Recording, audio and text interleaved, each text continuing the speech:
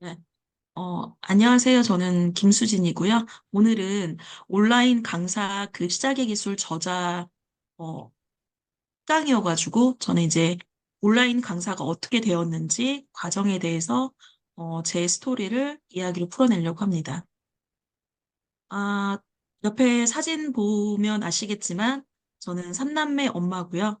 네, 아이들을 치열하게 키우느냐고 지금 7년 동안 전업주부 생활을 했었고, 그 이전에 제가 이제 강사를 했기 때문에, 기본적으로, 아, 저 사람은 강사를 했기 때문에 바로 강사가 될 수 있었던 거 아니야?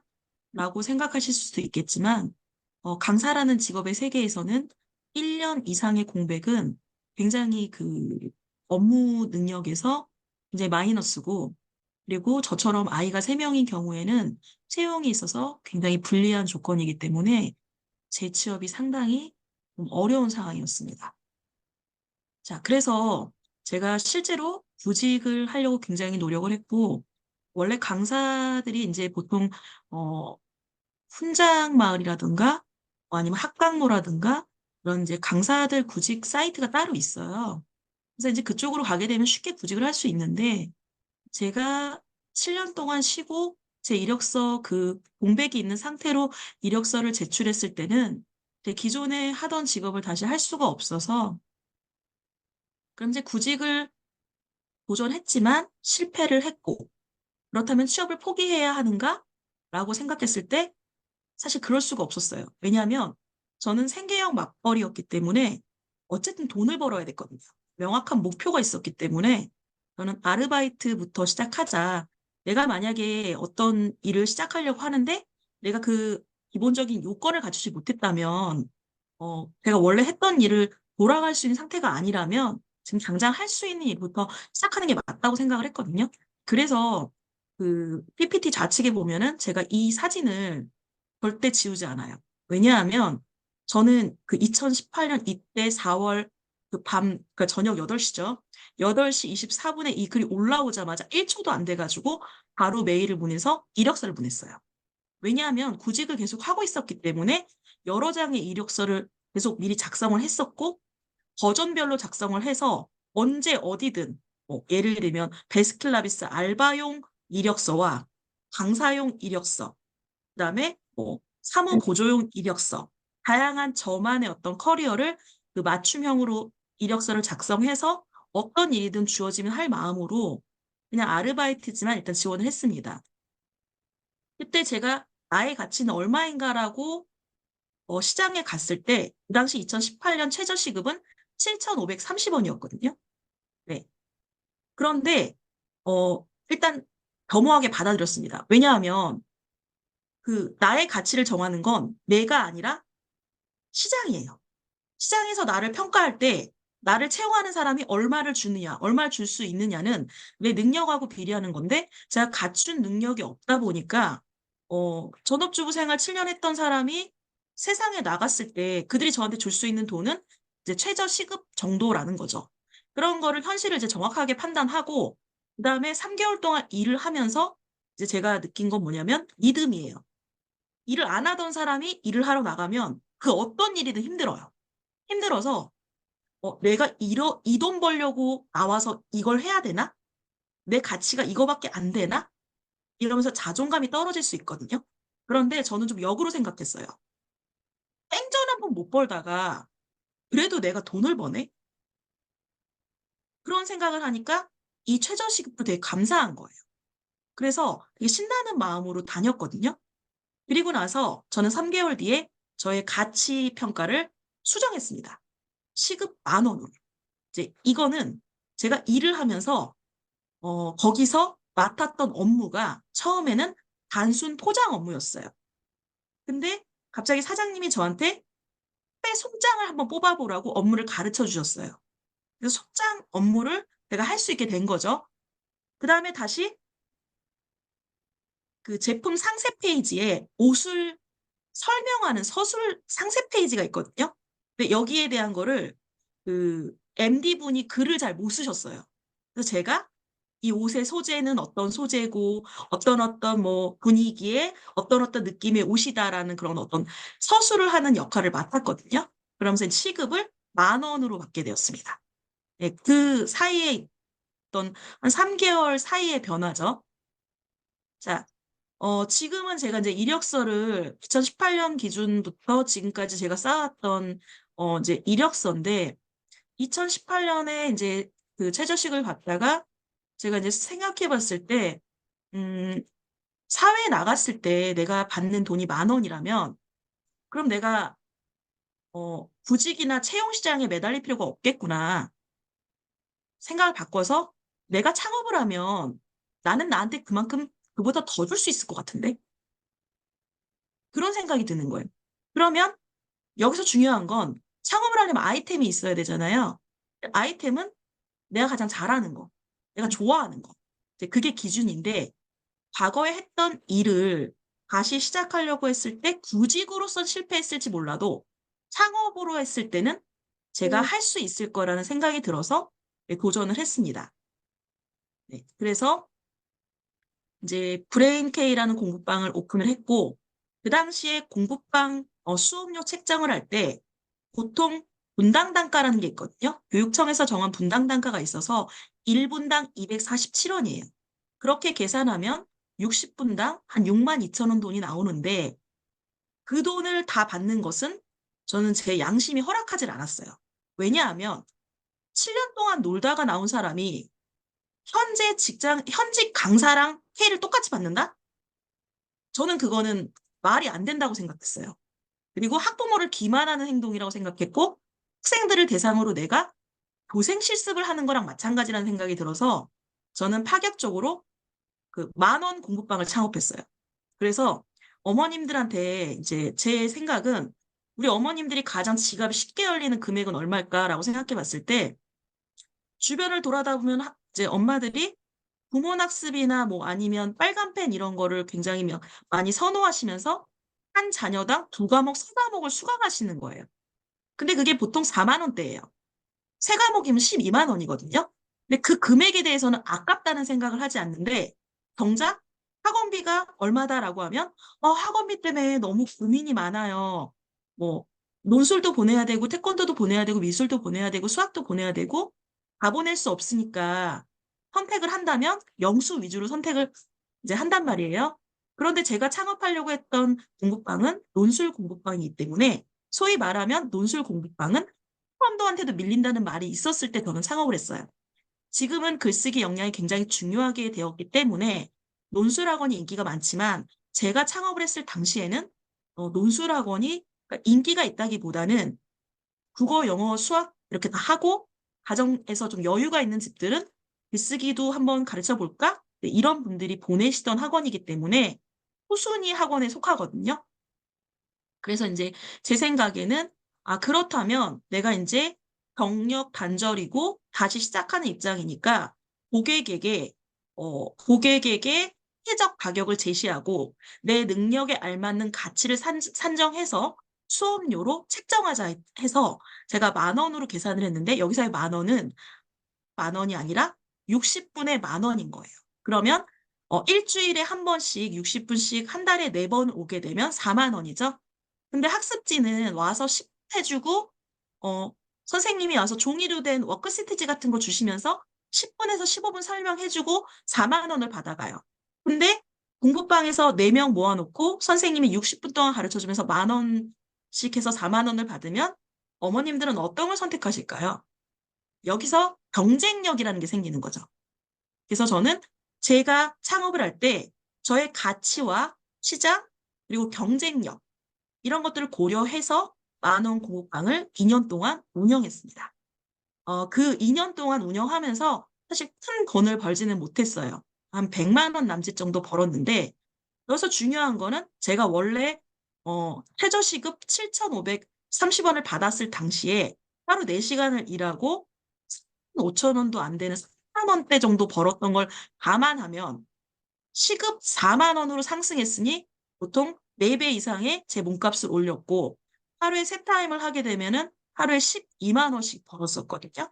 그러면 제가 아이들을 키우면서 하루에 3시간 일하고 12만 원을 벌면 그 정도면 꽤 괜찮거든요. 그렇게 해서 운영을 해보고 나서 동네 분들에게 아, 저 사람은 이제 동네 엄마가 태민성우 해나맘이 아니라 공부방 선생님이야라는 어떤 이미지를 체인지 시킬 수 있는 그들에게 저의 어떤 이미지를 포맷할 수 있는 시간을 벌었어요. 시간을 벌어서 이 2년 사이에 저는 누구누구 엄마가 아니라 원장님이라는 호칭으로 이제 불리게 됐습니다. 그리고 바로 교습소를 창업을 하고 또 이어서 그 교습소가 3년 동안 어, 나름 잘 돼가지고 당시 순이익이 87% 정도 됐었어요. 그래서 소위 말하는 1인 원장이 운영하는 알짜배기 교습소였죠. 네, 그렇게 이제 운영을 했는데 그 당시가 이제 2018년, 2020년인데 코로나가 터지니까 많은 원장님들이 갑자기 이제 수업이 중단되고 잘 되던 학원들이 안 되고 또 온라인 기술이나 이런 온라인적인 어떤 그런 그 전환이 빨리 전환되신 원장님들은 돈을 벌었지만 그렇지 못한 원장님들은 오히려 원생들이 빠져나가고 대형 학원들은 살아남는 구조지만 중형 학원들은 쓰러지고 있고 소형 학원들은 또 소형 학원이나 공부방 원장님들은 아주 잘 되시는 분과 나머지 분들은 100만 원도 못 버는 그런 상황이 계속 벌어졌었어요. 코로나 시기에. 그때 제가 생각했을 때는 코로나라는 시기가 분명히 어려운 시기인 건 맞지만, 우리 그런 말이 있잖아요. 위기를 기회로 바꿔라. 그러면 제가 운영했던 데가 5.5평이었는데 저는 항상 메인에 5.5평의 1인 원장 교습소라는 워딩을 썼어요. 그래서 4인 정원제, 소수정예 이런 말을 쓰는데 보통 이렇게 소수정예 그러면 어 이렇게 일반 학원에 가보면 막 6인반, 8인반 이런 데서도 소수정예라는 말을 막 쓰거든요. 근데 실은 6인반, 8인반은 소수정예로 보기가 어려워요. 근데 이제 그런 호칭들을 쓰다가 코로나가 터지니까 이제 엄마들이 8명이 무슨 소수정예야. 4명 이하야 소수정예지. 이제 이런 마인드가 생겼고 저 같은 소규모 원장들을 선호하는 그런 분위기가 생겼어요. 여기서 제가 이제 아주 중요한 사람을 만납니다. 누구냐면 로제타 스톤의 이사님이 이제 우연치 않게 저랑 이제 대화를 할 일이 있었는데 그분이 그러는 거예요. 원장님 동네에 줌을 활용해서 돈을 굉장히 잘 버는 원장님이 있어요. 그 원장님이 아파트에서 시작해서 지금 건물 하나 3층을 다 매입을 할 정도로 굉장히 성장을 했는데 그 이유가 뭐냐면 줌에서 아이들을 소모임 소회실에 아이들을 불러서 1대1로 줌 수업을 해주고 있고 코로나임에도 불구하고 수업 중단 없이 학교에서 하지 못하는 수업을 학원에서 진행을 해서 어머님들의 불안을 잠재워주고 오히려 학원의 수익화에 더 큰 도움이 돼서 지금 코로나 시기에 훨씬 더 잘 되는 학원이 있다. 그분이 줌을 활용하는 방법에 대해서 제가 알려드릴 테니까 한번 어, 매일 한번 읽어보시라고 저한테 이제 줌 활용 방법에 대한 그 튜토리얼 같은 어떤 문서를 저한테 보냈어요. 그래서 그걸 제가 출력해가지고 일일이 따라하면서 자, 참가자 누르고, 아, 여기 누르니까 사람들 마이크가 나오네. 누가 얘기하니까 시끄러워. 아, 그러면 모두 음소거를 눌러야 되는구나. 그 다음에, 아, 공유할 때는 세로 공유를 누르는 거구나. 그 다음에 더보기를 누르고, 뭐 이렇게 하는 거구나. 하나하나 제가 연습을 해가지고, 이제 아이들하고 줌 수업을 했거든요. 그리고 아이들하고 줌 수업을 하는 영상을 찍어서, 어, 녹화를 해서 다운로드를 받고 재편집을 해서 그거를 제가 밴드랑 블로그에 그리고 카페나 당근 마켓에 올리기 시작했습니다. 근데 그거를 보고 어디서 연락이 왔냐면 블로그에서 보고 이제 기관에서 연락이 오기 시작했어요. 쌍문동에 있는 청소년 그런 기관에서 논술 수업 해줄 수 있냐라는 연락이 왔는데 시간이 맞지 않아서 그건 제가 고사를 했고 두 번째로 업무 제의를 받았던 거는 이제 그 지금도 있는데 경기 도민 강사 양성 과정이라고 있어요. 거기에서 퇴직한 교사들이나 아니면 지금 이제 60대나 이제 중장년층 중에서 논술 교사를 하시고 싶은 분들이 계시는데 그분들을 경기도에서 교육을 시켜서 논술 강사를 만들 건데 줌 수업이 가능하냐. 첫 번째로는 줌 활용 능력이 가능한 논술 강사가 필요하다. 할 수 있겠냐라고 해서 제가 오케이 했어요. 왜냐하면 저는 이제 그 당시만 해도 학생들을 대상으로 줌 수업은 했었지만 성인 대상으로 온라인으로 논술 수업을 해본 적은 없거든요. 하지만 저한테 굉장히 기회가 주어졌기 때문에 바로 오케이를 하고 그때 시작해서 이제 올해까지도 계속 그 강의를 제가 맡아서 하고 있거든요. 어떻게 보면 저 같은 경우에는 코로나가 기회가 돼서 줌으로 강의하는 활용 능력을 익혀서 그걸 오히려 사업에 활용해서 제가 하던 교습소도 잘 됐고, 저의 브랜딩도 도움이 됐고, 그를 통해서 제가 또 강의 영역을 좀 넓혀갈 수 있었던 계기가 되었거든요. 그 다음에 이제 두 번째로는 제가 이제 엔잡러를 꿈꾸게 됐어요. 그거 왜 그러냐면 제가 올해 47살인데 강의 시장에서 고등부 선생님 같은 경우에는 이제 40대, 50대까지도 충분히 이제 강의를 하실 수 있겠지만 저처럼 이제 초중 대상으로 강의를 하는 경우에는 어, 나이가 많으면 많을수록 학생들이 선호하질 않아요. 그러면 시장에서의 저의 상품성은 가치가 떨어집니다. 근데 냉정하게 얘기하면 저는 항상 저한테 이렇게 얘기를 해요. 꺼져가는 촛불. 그러니까 초는 계속 녹아내려져 가는데 저의 생명력은 계속 짧아지고 있거든요. 근데 저는 그게 우리의 직업도 그렇다고 생각을 해요. 지금 어떤 사람이 어떤 직업을 가졌을 때 하나의 직업을 가지고 평생 직장이라고 말할 수 있는 직업이 대한민국에 몇 개나 됐냐라고 생각해 봤을 때 그렇게 많지 않다라고 생각이 되거든요. 그렇다면은 우리가 평생 이제 앞으로 지금부터 시작해서 40대부터 60대, 60대부터 또 80대, 80대부터 100세 이렇게 해서 분기별로 생애 주기별로 할 수 있는 자기가 할 수 있는 직업을 찾아서 저는 해야 된다고 생각을 해요. 그래서 제가 관심을 가졌던 게 이제 엔잡러라는 영역인 거예요. 자, 온라인 강사가 되는 방법이 있나요?라고 되어 있는데 저는 이제 물론 이제 온라인에서 아까 이제 강경희 선생님께 설명해 주신 부분들이 다 갖춰야 되는 역량이긴 해요. 근데 참 기본적이 되는 거는 뭐냐면 이거예요. 누구에게나 한 가지 이상의 남보다 잘하는 게 있다는 거예요. 그게 아주 사소한 일일지라도 내가 가진 게 남들이 봤을 때는 재능일 수 있거든요.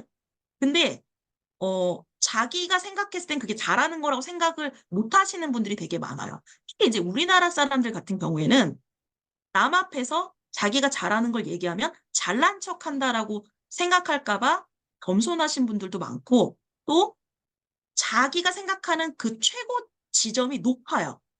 그러니까 잘한다는 기준이 어느 정도 잘하는 거야라는 기준점이 높다 보니까 이상향이 높다 보니까 내가 할 수 있는 남보다 조금 잘하는 재능에 대해서 좀 하찮게 여기는 경향이 있는 것 같아요. 그런데 저 같은 경우에는 제가 지금은 뭐 블로그를 가르치고 있지만 사실 블로그를 처음 시작할 때 저도 왕초보였었고 그리고 누구를 가르칠 수 있을 거라고는 상상도 해본 적이 없어요. 왜냐하면 저도 못해서 블로그 업체에 제 광고를 맡겼던 사람인데 제가 무슨 강의를 하겠어요. 그리고 마케팅을 전공한 것도 아니고 전혀 모르는 영역이었는데 저희 그러니까 저희 그 논술 학원을 알리기 위해서 그런 생각이 들더라고요. 이 세상에서 내가 운영하는 그 교습소를 제일 잘 아는 사람은 난데 왜 내가 내 곳간 열쇠를 타인에게 맡길 생각을 했지? 왜 다른 사람이 대행을 맡길 생각을 했지? 라는 생각이 들어서 저는 제가 한번 직접 해보고 싶었어요. 뭐 성공하냐 실패하냐 그거까지는 생각해 본 적 없고 일단 도전인 거죠. 근데 그때는 제가 정말 잘할 거라고 저 스스로도 생각한 적이 없어요. 그냥 일단 해보자. 해서 100일의 기적 같은 것도 참여해 봤고 또 1일 1피드도 해봤고 공식대로 써보기도 했고 이런저런 방법을 다 써가면서 했는데 중요한 건 하면서 이제 계속 꾸준히 하다 보니까 뭔가 패턴이 보이는 거예요. 이렇게 하니까 통계를 보니까 오늘 조회수가 빵 터졌네? 그러니까 어떤 날 딱 썼는데 깜짝 놀랐어요. 하루 방문자가 7만 명인 거예요. 그래서 이거다. 이거구나. 남들이 궁금한 걸 써야겠구나. 내가 지금까지 썼던 건 일기였구나. 그래서 저는 그 깨달음을 딱 얻고부터 방향성을 좀 잡았어요.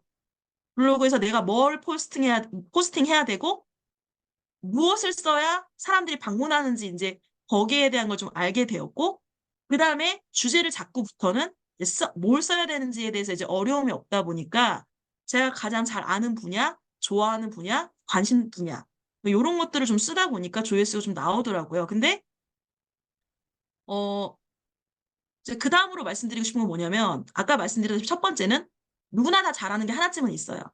근데 그 잘하는 걸요, 나만 알고 있지 말고, 뭐라는 거예요. 누구한테 주냐면, 그걸 필요로 하는 사람한테 주세요. 네. 주고 또 주세요. 어떤 사람이 저 사람한테 물어보면 알려줄 것 같아. 라고 그렇게 생각이 들잖아요. 그러면 예를 들면 블로그에 대해서 이 사람한테 브레인키한테 물어봤더니 이 사람이 저 수강료가 얼마고요. 저한테 물어보시려면 등록하세요. 이렇게 하는 게 아니라 어느 정도의 질문이 너무 방대하게 뭐 A부터 G까지 다 가르쳐 달라고 그러면 저도 그렇게 해줄 수는 없지만 그래도 이거 이렇게 하는 거 맞아요 정도라는 정확한 어떤 팁을 줄 수 있는 질문을 던지는 사람에게는 수강하고 여부하고 상관없이 알려줄 수 있다라는 거죠. 그런 마음으로 사람들을 상대하다 보니까 이제 어쨌든 많은 사람들이 저한테 물어보기 시작한 거예요. 그래서 저는 어 이렇게 많은 사람들이 물어본다는 거는 시장이 나를 원하고 있다는 건데 내가 왜 내 재능을 굳이 숨길 필요 있을까? 라는 생각이 들어서 이거구나. 여기가 홀오션이구나. 나는 세상에 많은 사람들이 어, 블로그 마케팅을 하는데 나는 내가 제일 잘 아는 영역인 학원 블로그 마케팅이란 걸 창업해야겠구나. 그래서 브레인 학원 마케팅을 창업했습니다. 그리고 제가 이제 수업료를 받을 때 저는 사실 개념은 몰랐어요. 몰랐는데 이것도 제가 이제 수업료를 책정할 때 어떻게 책정했냐면 브레인 K라는 원장 논술 강사로서의 제 수업료의 가치와는 달리 블로그 강사로서의 제 가치는 얼마일까를 또 제가 측정을 해봤어요. 저 스스로를. 그래서 또 4만 원으로 측정했습니다. 월 4만 원. 근데 여기서 중요한 건 제가 뭐라 그랬죠? 주고 또 주는 거. 4만 원어치 이제 수강료를 냈는데 이분에게 제가 수업을 가르쳐 드려서 이분에게 학생이 그러니까 학부모가 상담이 오고 학생이 등록할 수 있는 블로그를 만들어 주고 자, 거기다가 15명 중에 1, 2, 3등에 들어가게 되면 제가 선물을 줬어요. 뭘 줬냐면 스킨 디자이너를 제가 섭외를 해서 그 수강료의 일부를 털어서 섭외를 해서 고급형으로 1인당 15만 원 상당의 스킨을 선물해 줬어요. 그게 왜 그랬냐면 이유는 딱 하나예요. 내가 어차피 이 블로그라는 거를 가르치는 데 있어서 포트폴리오가 필요하잖아요. 그런데 제가 블로그를 잘하는 것과 남을 가르치는 건 전혀 다른 문제예요. 근데 제가 다른 사람을 가르쳐 본 경험이 없잖아요.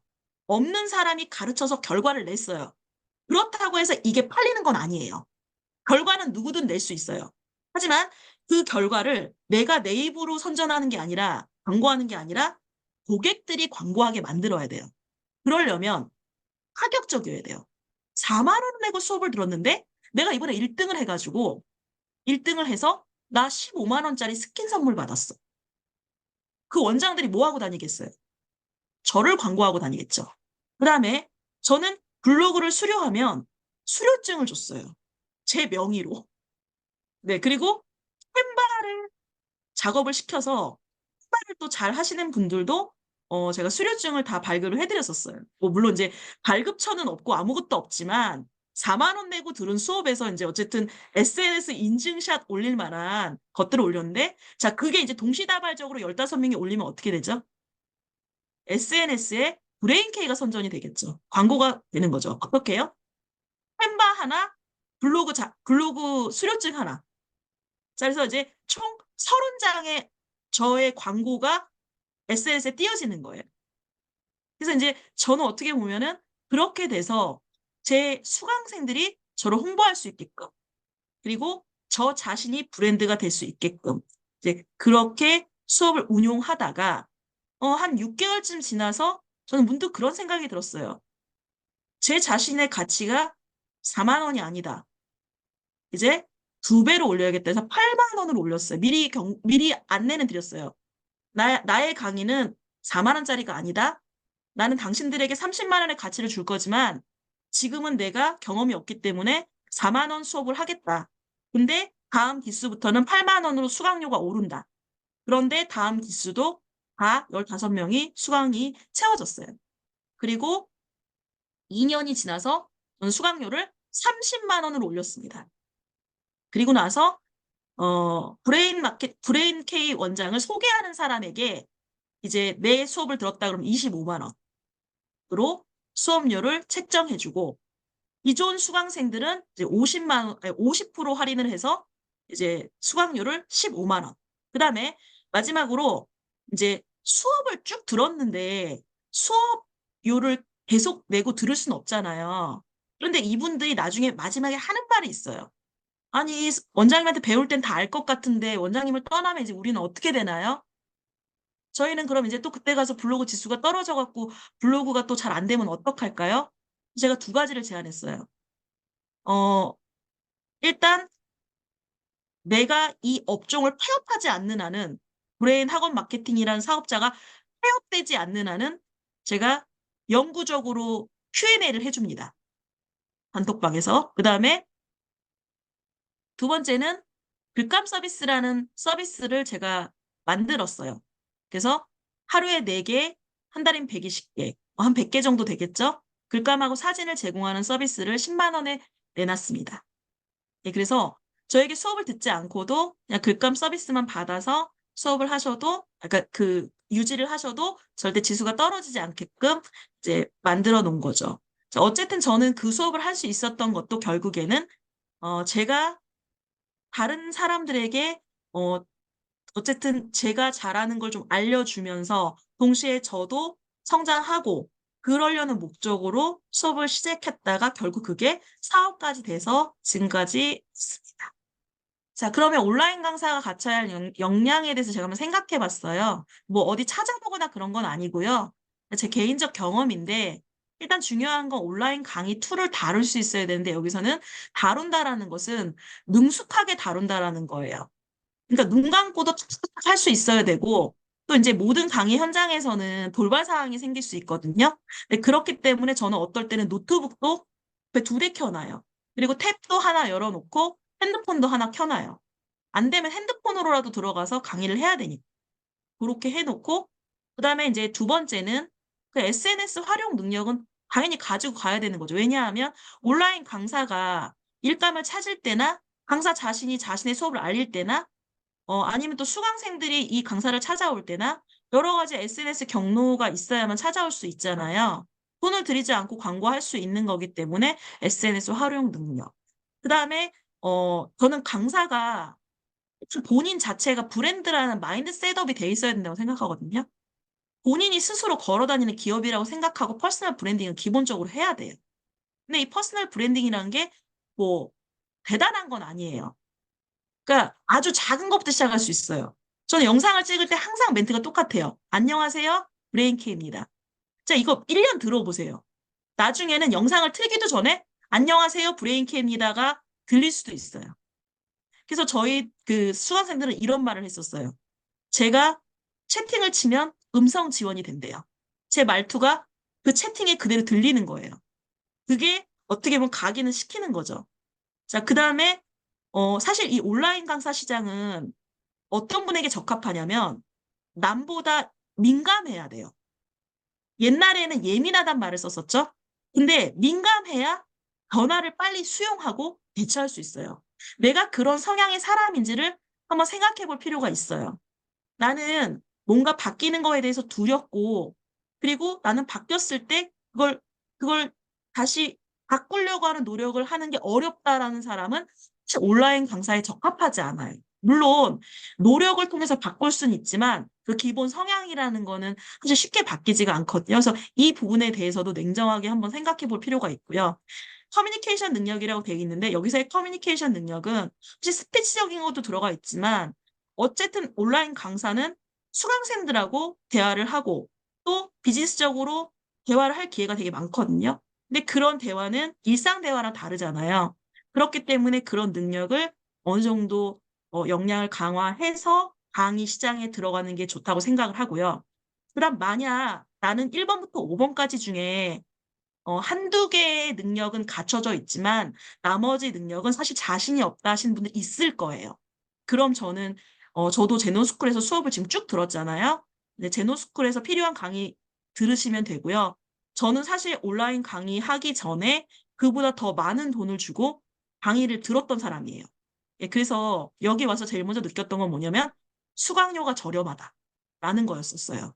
그래서 잘만 레고처럼 활용해서 내가 부족한 부분만 딱 맞춰갖고 수업 들으시면 직접 강의 시장에 나갔을 때, 아, 내가 이거 배우고 나가길 정말 잘했다 싶으실 거예요. 예, 저는 사실 제가 제일 약한 부분은 6번이거든요. 6번 AI 인공지능 콘텐츠 활용 능력은 사실 제로에 가까웠어요. 지금도 사실 1부터 100점을 놓고 본다면 저 스스로 한 20점 정도밖에 안 된다고 생각하거든요. 근데 그런 제가 얼마 전에 가서 원장님들 사이에 앉혀놓고 프롬포트에 대해서 설명하고 그랬거든요.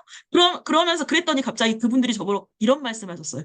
역시 브레인 원장님이시라고. 닉네임이 브레인인 이유가 그런 거였군요. AI 인공지능을 잘 다루셔서 제가 속으로 그건 아닌데 싶었지만 anyway 어쨌든 저는 이제 그 배운 거를 반드시 써먹어야 되고 그리고 배운 것은 절대로 어디로 가지 않는다. 내 몸으로 흡수된다. 라고 믿는 사람이에요. 그리고 배운 것을 실천하고 실행하고 그리고 수익화한 다음에 다시 또 다른 사람들에게 나눠주고 예, 저는 그 과정을 거친다면은 온라인 강사로서 성장하고 승승장구하실 수 있을 거라고 믿습니다. 네, 저는 여기까지 강의를 마치도록 하고요. 우리 윤 대표님이 또 맡아가지고 강의 이어서 해주실 겁니다. 감사합니다. 네, 감사합니다. 귀에 쏙쏙 들어오시죠? 네, 아마 많은 분들이 공감하는 내용이었을 것 같아요. 이제 경력 단절, 그다음 또 다시 재기하면서 세상에 나왔을 때, 나의 그 몸값, 그리고 이제 내가 실력을 어느 정도 이제 기른 다음에 이제 나의 가치에 대한 가격을 이제 스스로 또 이제 점핑을 하셨죠. 그래서 이제 브랭케님 보면 그런 그 현실 그걸 음, 플렉시블하다고 해야 되나요? 네. 그 우리 그 뇌 가소성 이런 얘기할 때도 보면 굉장히 유연하다는 거죠. 네. 그래서 그 상황에 맞게 나에게 지금 필요한 게 뭐냐? 그러면 나는 어떻게 대처하는 게